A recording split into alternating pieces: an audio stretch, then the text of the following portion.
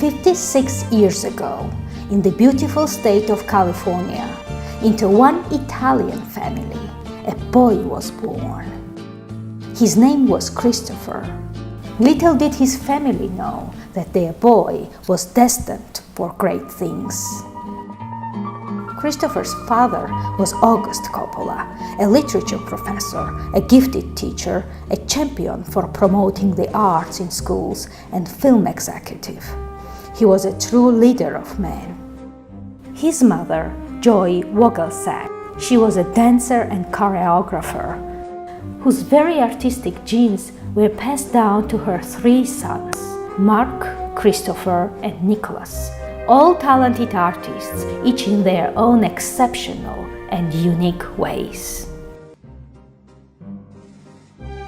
Young Christopher inherited his parents' values, and he emerged as a man whose career as an educator and filmmaker and an art counselor for the state of California stands as an example about what it means to serve your country. His unique teaching methods, humanitarian nature, and heart-to-heart approach will continue to impact many Californians and the global community as well. Christopher's beautiful wife, Adrienne Stout, is a talented actress who honors her husband's service and contributions. They have two sons, Bailey and Dexter Coppola, about whom the world no doubt will someday know. Today, we honor this man, Christopher Coppola.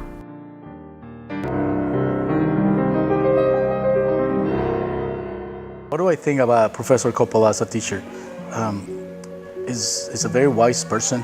He comes from a very rich background in film, and he utilizes information very productively. For example, in this trip, he takes opportunities of any moment to share his wisdom and to teach us in a very unique way. He can teach 3 to 4 different subjects at the same time. He can be talking about the setting, about the rules of the films, about the rules of Hollywood, for example, and about the lighting, about how are we supposed to be looking at the camera, how the camera is supposed to be looking at the actors, the setting, how the setting needs to be light, and how the whole concept can work together. Hi there, Christopher Coppola. Cameras in position. Lights. The show goes on.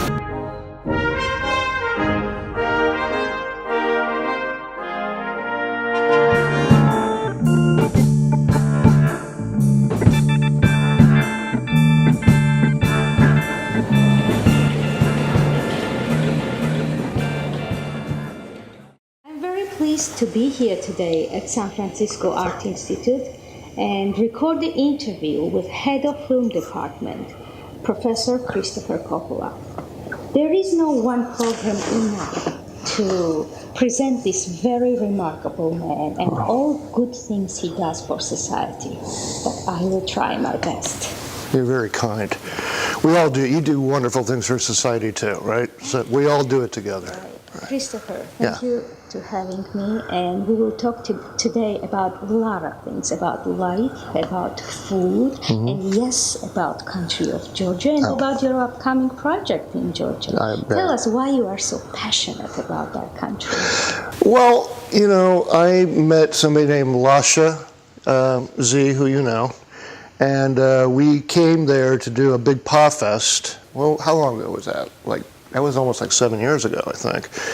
And just working with the kids and the people, the amount of passion, and also the eye, the incredible Georgian eye, the golden eye of how you see things. I mean, I gave a camera to like a little 7-year-old, and they went out and shot something like, oh, whoa, that's very masterful. So there's just something about the eye and the people and the food and the ancient parts of it that I feel at home there. I feel at home in Georgia. It's like my place.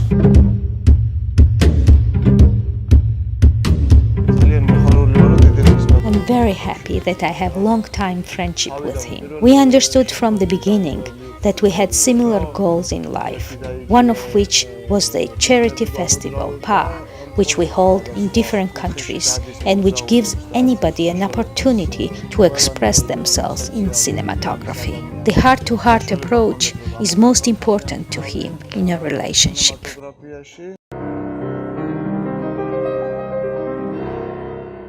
How did you come up with an idea to shoot the Jason and Argonauts story there? Well, first of all, I did make a movie partly in Georgia, in Bautami, the first part of it. And I enjoyed that process very much. And then I had this idea every summer that I would take my film students on an intensive where we would make a movie in a different country. And the very first country that popped in my mind was obviously Georgia, you know. And then I know that's the story of Jason and the Argonauts, and I love that movie. I love Medea. I love the opera of Medea. And I love the idea of the golden fleece. And I love the skeletons, and I love the Hydra, I love the monsters, and the boat, and Neptune coming out of the water. So it's a no-brainer. We're gonna have to make a remake of Jason and the Argonauts. And I know it's kind of awkward to say, but the idea of going in and stealing something and bring it back, it's kind of cool. We're not gonna do that. We're gonna go in and learn about Georgia, and the golden fleece is kind of just it's all about Georgia, the healing, the country, the giving. And that's kind of what the golden fleece to me is, but we're still gotta take a little piece of it back here to help our situation. Well, that's kind of what Jason did back then. Yeah, he yeah. actually did not steal it, it's all myth. He just brought the wisdom. The wisdom back. Well, he brought Medea. The Medea today, the medicine, that word medicine comes from Medea. Did you know that? I did not know that. The word medicine comes from Medea. Because she was doing all this medication. When you come to Georgia, it's celebration for the whole country. Your appearance there is very loud. It's like an earthquake. You bring big energetic there. Yeah. And well, you guys, you're leaving behind having a sustainability. Always. Yeah. Always. Well, that makes me happy. But you know, Georgia makes me bigger when I'm there because you know there's the incredible chachi, and there's also just the dancing and the contests. You know, you got the churchilla. I mean, of course, I'm going to be big because it makes me big, right? When you brought PA Festival there, it was nothing like that they experienced before. It was a very big thing. And then second time, your movie were shot there. Sacred Blood, and now it's a third one. And it's really it's a very big kind of event for them. Well, I loved change people there. Yeah. No, I loved. Well, they changed me too, and I'm so excited about my students going to. Is they're going to learn so much from the Georgian culture and the history, but also, like I said, the eye. It's a pretty special eye, the golden eye. That's strictly Georgian, and so they'll learn. I mean, everybody has an eye in a different way, but this is an eye that's particular to Georgia. And it must have something to do with the golden fleece, I'm thinking, because the golden fleece, the golden eye, you know what I'm saying? Healing, seeing the vibrations of what we're talking about in terms of humanity. And I think that that is captured inside the Georgian consciousness, because that's what Medea did, try to heal, try to help, you know.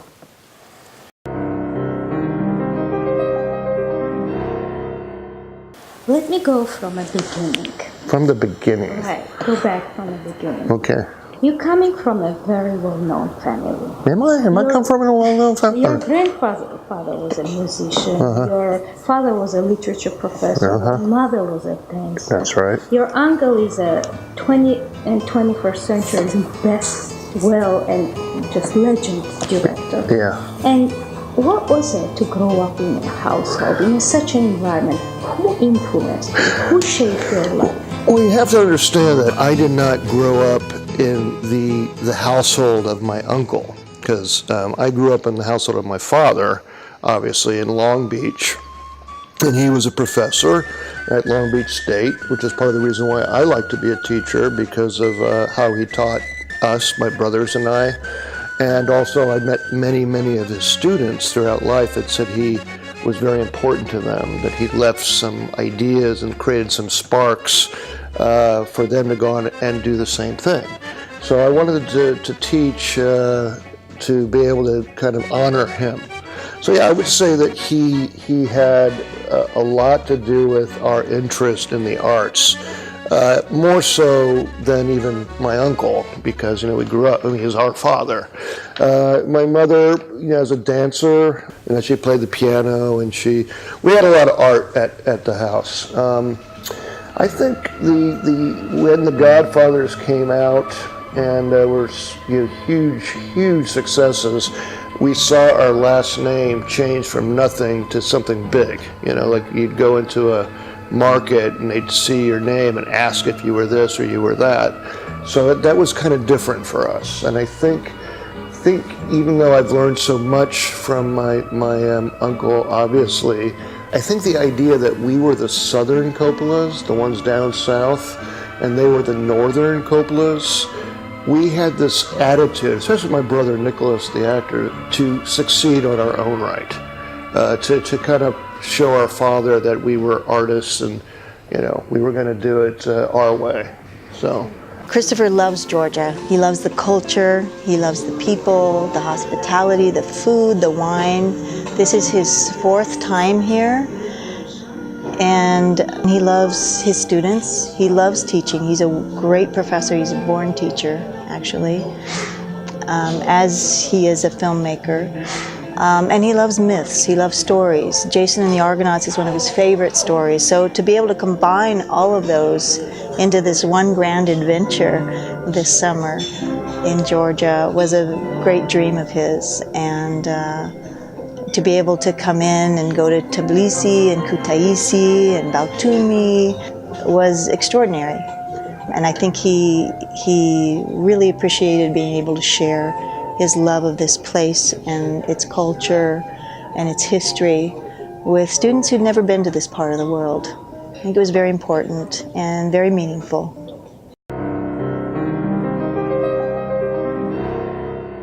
Be a director is a very privileged profession.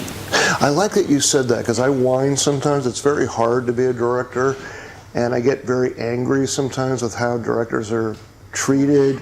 But you know what? When I whine, Nona, who's my assistant, was also one of my premier students, said, it's a privilege to be a director.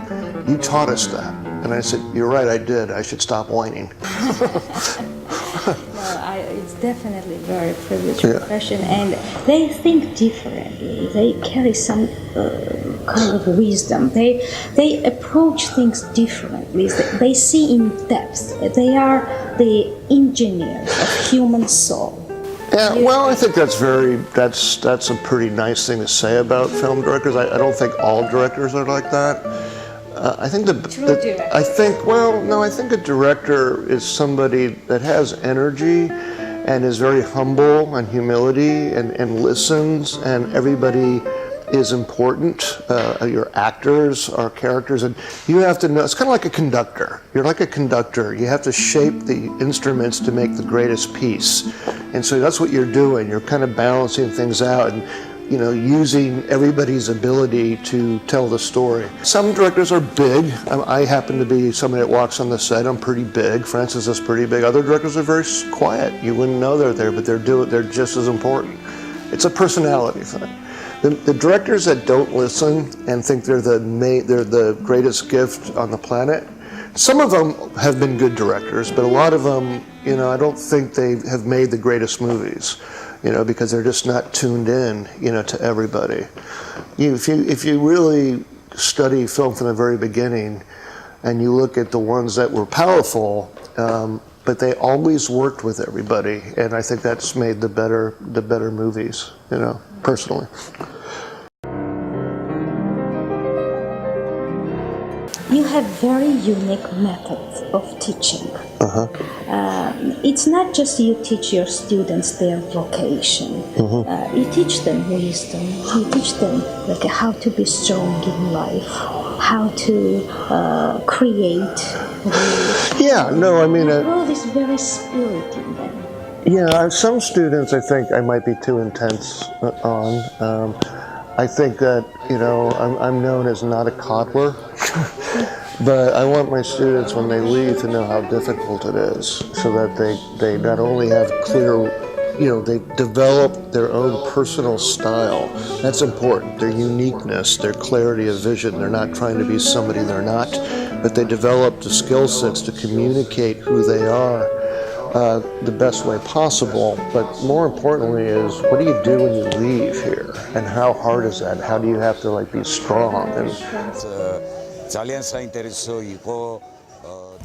Christopher's method was not only new to the students, it was new to the teachers in our university as well. It was new because in the matter of few hours he was making short films which usually took a week or more to complete. He's quick in his thinking, quick to get oriented, and quick in the realization of footage. All this was new to us, and it was quite an experience. We learned a lot from him and his methods. Considering Mark Twain's saying, your favorite saying, greatness is... True greatness is when you help others find their greatness inside them. That's what you do. He shares his experiences with his students and he creates difficult situations for them as a part of their training. The more of an impediment he is, the more interesting his work becomes. Because he is overcoming barriers, he's making the creative process more organic.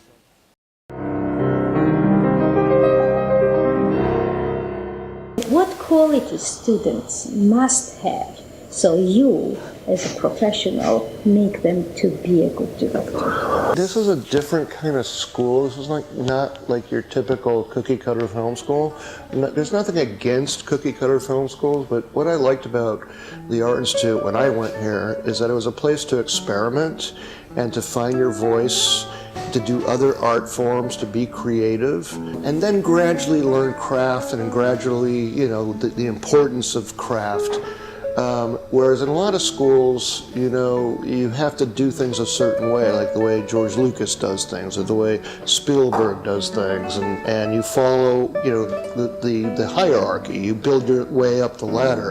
There's nothing wrong with that. I mean, if you don't go to school and you go to Hollywood, you got to start way at the bottom and make your way up. You got to serve time.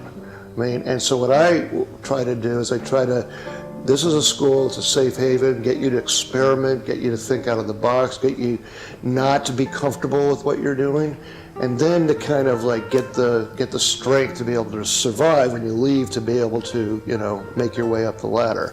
The difference though today is that we have the internet, we have all this stuff that we didn't have in the past. So you have to be kind of an entrepreneur too. You have to kind of not only be an artist and a director, you have to be somebody that's figuring out how to sell yourself. How do you use this to get audiences? How do you do what you have to do to continue growing as an artist? So those are things that are important to me as well. For me, he brought a different point of view to the actor-director relationship. He gave us new ways to view things and to meditate, think before acting, which I did not do before. It is very important for both actor and director to understand each other and be in agreement on what we are trying to achieve. When he started his unique approach before shooting, I quickly understood that besides being a director, he's also a teacher. I have adopted his methods and they have become an integral part of my acting.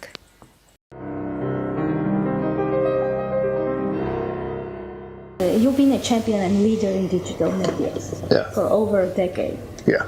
And way over a decade. Right. I like the concept. Think it, shoot it, share it. Yeah. Well, that's because people, sometimes when you see stuff online and videos online, they just post it right up there. And I think it's important to think about what you're going to do, and then you go out and shoot it. But think first. Don't just shoot. Think about what, even if it's random or spontaneous, put yourself in a zone. I like to say be completely aware of everything around you, 360, listen to all the sounds, and you can tell everything, and you put yourself in a zone, and then you shoot, and then you figure out how you go online and you share. So it's important for me to, what I like to call, and I did teach it at bowed to me at the Golden Eye Film Festival what I call cinema syntax. You know, the building blocks of cinema and how do you tell a story, get your point across with 3 basic shots, which are the building blocks, the wide angle, the close-up, and the moving shot. You can tell everything you need to tell, that's your punctuation, and then you build from that. And so the Bow to Me Art University gave me an honorary doctorate, which I'm happy about. Honorary doctorate, okay, all right. Christopher Coppola is our university's honorary professor. We are very proud of that.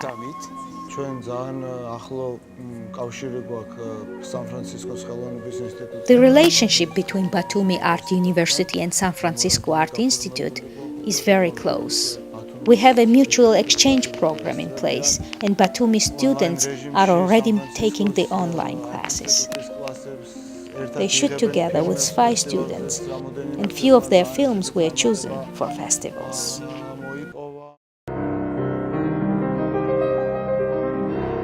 What kind of cinema do we need today? Well, you know, that's a lot of people, and my wife included, and it's a valid point. Think about what you put out in the world today. Think about it, because there's so many things going on and so much pain, and the more you add to that, the harder it is. Part of me agrees with that. Part of me agrees, like, why am I putting that out in the world? Why am I doing that? Something very negative. But the other part says, well, aren't we also supposed to be instigators? Aren't we supposed to be a little bit rebel, to kind of like mix things up a little bit? So maybe you put something out in the world to get you to think. It may be uncomfortable, it may make you upset, but it could also be very important. I think what she meant was, just putting something out because it's violent without thought. It's just trying to make a buck without thinking about it. I think there's something to be said about that. There's nothing there. It's just to make a buck. And do you have a freedom to make a movies you like to make? Well, I do, because I set up my own company, but I still have to deal with the limitations of my budgets, which aren't bad, but also with, when you raise money, you have to kind of fit a certain market, and there's nothing wrong with that, but, it's not, if you're going to continue to make movies and you're going to continue to make features, which is a lot more expensive than other forms of filmmaking, you kind of have to somewhat play the game. You have to know, okay, well, I have to do this to make this sale, but you never sell out. Everything you do is still part of the big picture. But you still have to be smart enough to know, man, if I do this, I lose this market. I'm not going to make a sales to Turkey. Because you have to sell all around the world. So you got to think about what you're doing. Basically, if you have a good story, that's what matters the most. And you just never think, that one person isn't important as an audience member. Yes, there are certain films that aren't appropriate, but you make them anyway, but I like to think of, like, how can I do this that this person could get something out of it, right? Of course, he was true to his art, but his astuteness helps him to present his work differently. His artistic talent is very colorful and broad. As a teacher, as an artist, as a director, and as a public figure and humanitarian, we give him a very high marks. He did a lot for Georgia, and he is willing to do more. What our young generation is missing and what they want to emulate is Christopher's style. I can say proudly that his merits are priceless. And have a little fireside chat with you about PA, Project Accessible Hollywood. What does that mean exactly? Well, Hollywood has often been a very exclusive, hard to break into concept. Only a few get there. But in this brave new digital arena, everybody can have a voice and share it and find an audience. I am interested in bringing that expertise of people that have worked in the industry to help the so-called everyday person tell their story about themselves and their community and share that with the rest of the world. It's kind of building a PA nation.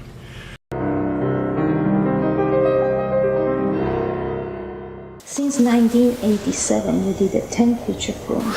More now, it's 12. And 12 feature Yeah. films. Lots of documentaries and number of TV shows. Yeah. And right now you're a councilman of California Arts California Council. Arts Yeah, councilman. You're doing a lot for public schools. Yeah. Yeah, it's very important to me that everybody has access to art. It's a human right. You're head of film department in Yeah, San I'm Francisco Art Institute. director of the film program at the San Francisco Art Institute. And you're teaching students same time. And you are having a high speed and you're not going to slow down. Yeah, What that's is true. your motivation? That's a good point. I don't think I'd be happy if I wasn't doing everything. It's funny. It's funny though, because I always ask my students. I'm 56 now, and I always ask my students when they're graduating, like, what do you really want when you leave, or what's something you really want, like you're asking me. And someone said, I really want to be a director, you know, all these different things. And they go, well, how about you, Professor Coppola? I said, well, I want to make a lot of money. They're like, no, it doesn't sound like you. I go, no, I do. I want to make a lot of money. That's something different in me. I want to make a lot of money so I can do a lot of good with that money, because it's so hard to get any kind of charitable donations. So if I made a few films that I was smart about and they made a ton of money, I can do everything I wanted to do without having to do that. I want to make a ton of money, so I don't have to do it. And I found that the richest people are the least charitable than any. That's why they're rich. But and the people that have the least are the most charitable. You know, like if you go to a country and there's a real poor family, they have room at the table for you. They feed you. You sit at the table. I've been to like the richest of the rich, and they say, "Who invited you?" And so it's like, I have nothing wrong with. I mean, I've been with the richest of the rich and the poorest of the poor, and I don't judge. But I will say that I have found more support for what I do from people that have very little than people who have a lot. So if I can just make a ton of money, I wouldn't have to worry about it. Right? Well, Ton of money? Yeah. well, I'm sure that will not be difficult for you. Oh, I don't know. I don't know. I'm kind of considered a bit of a pirate, a bit of a rebel. But you never know. Positive impulses are very important. He's a great human being as well. I acquired a very good friend, and he's a professional who really knows what he's doing. So let's talk about food. Let's talk about food. The way you compare the food with dance, ballet, and the church. It was like saying there's something sacred about it. Definitely cooking is sacred. And isn't that one of the biggest things you can do for your fellow, human, is to cook for them and eat them. It goes into their body and it helps them stay alive and grow. So you take that very seriously. A lot of people take that for granted, but I haven't cooked for a long time, being a teacher now, and I'm What's your due. favorite food? Well, me, I like to experiment. I'm known for making probably one of the best linguine clams, out there. I have a secret ingredient, which I don't share, but you'll know if you ever have it. I do use 3 different salts, though. That I can say. 3 different types of sea salt. But no, a lot of Italian cooking. I like to invent things. Like I invented something called the Chow Sao Bao dog, chutney dog. Chow Sao Bao chutney dog. So it has Chinese, it has from India, and it has American. So you got the Chow Sao Bao steamed dough for the Chow Sao Bao, which is Chinese.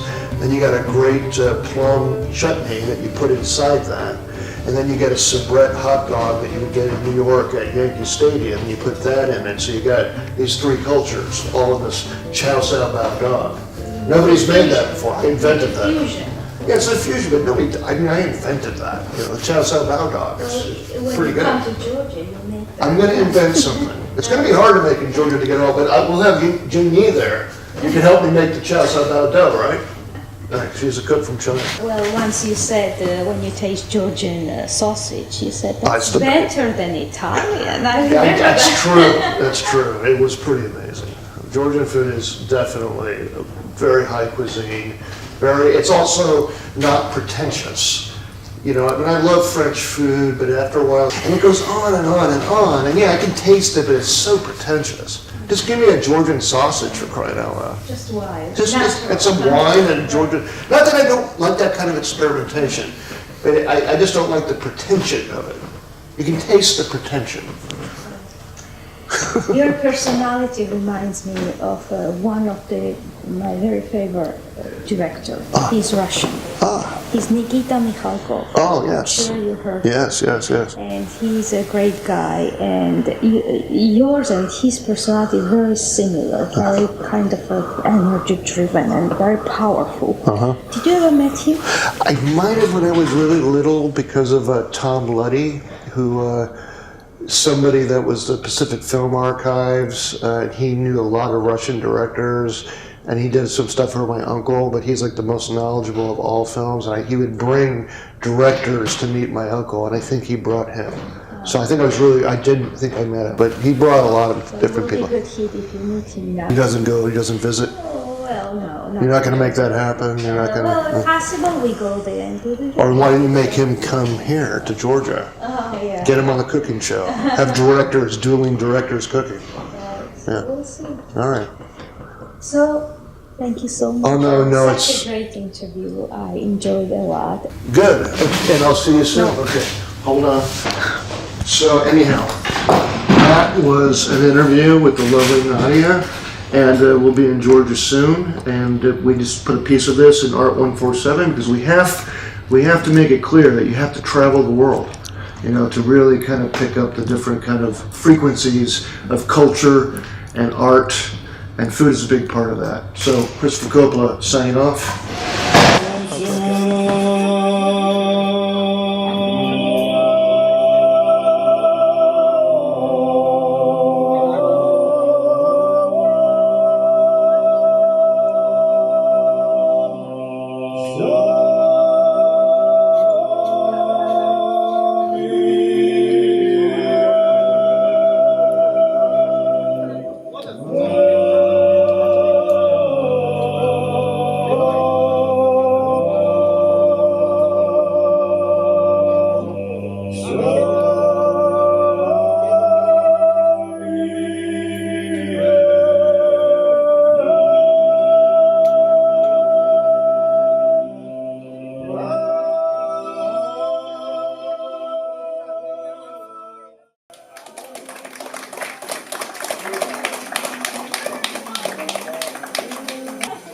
Here, but I mean, hey, Argonauts.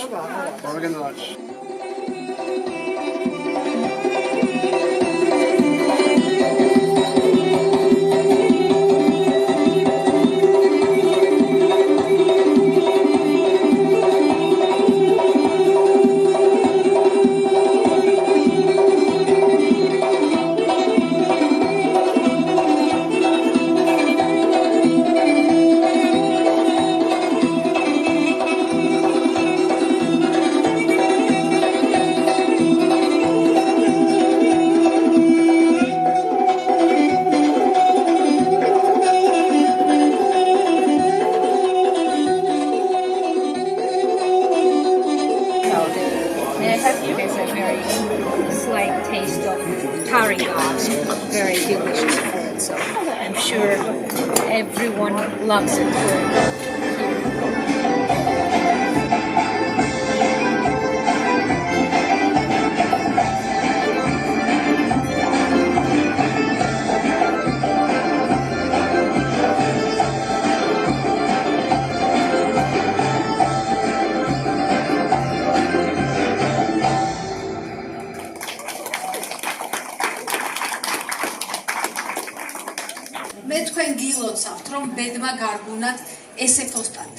And I congratulate you that destiny gave you this opportunity to work with such a master like a Christopher.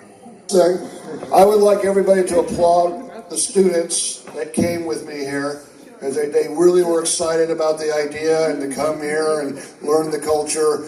But we're working them hard to try to make this movie, and so the fact that they're doing it, making a movie in a different country, I think they deserve a round of applause too.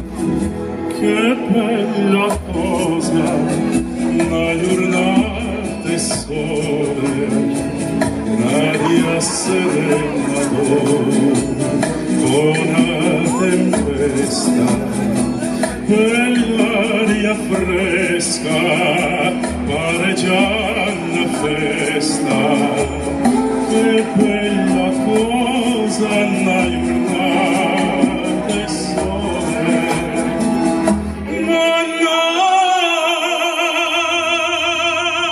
nato sole, più bella in lei, ma sole mio, sta in fronte a te.